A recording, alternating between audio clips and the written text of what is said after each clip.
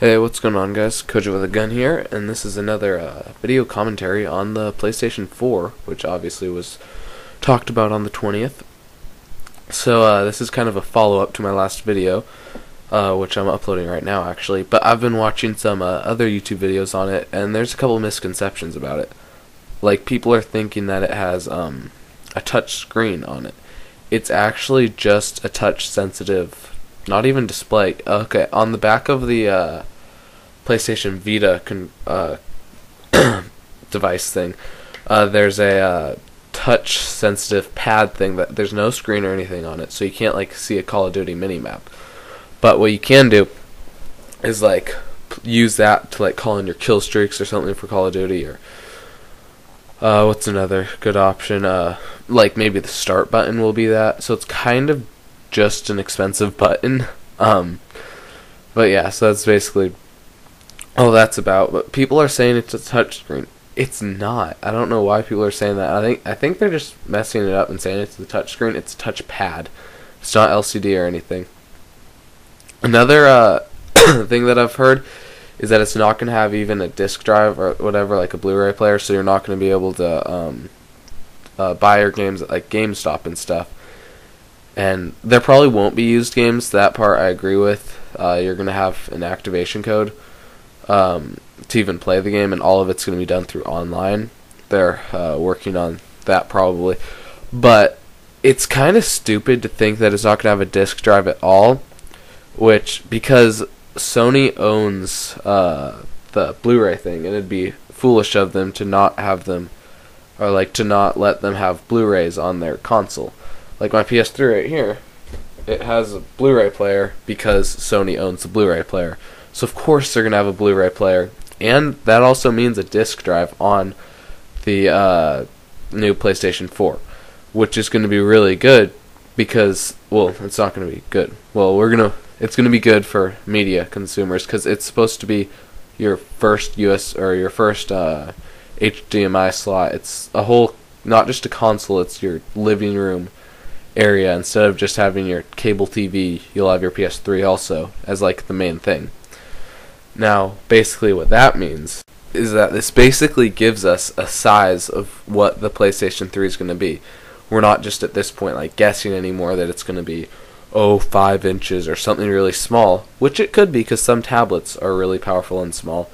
But we know it's going to be about the size of the PlayStation Slim, which is the one I have. Not the really small one like with the disc on the top, but probably about the size of the PlayStation Slim, because it's going to have advanced hardware compared to the PlayStation 3, and it's going to have a Blu-ray drive. So we basically know the size of it, so you can kind of start planning out where you're going to like have your PlayStation and stuff.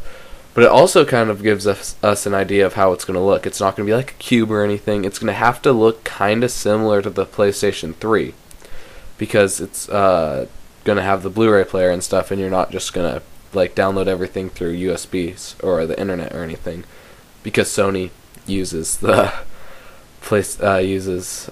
Blu-ray because they own it. So now we basically know that the controller won't have a touch screen.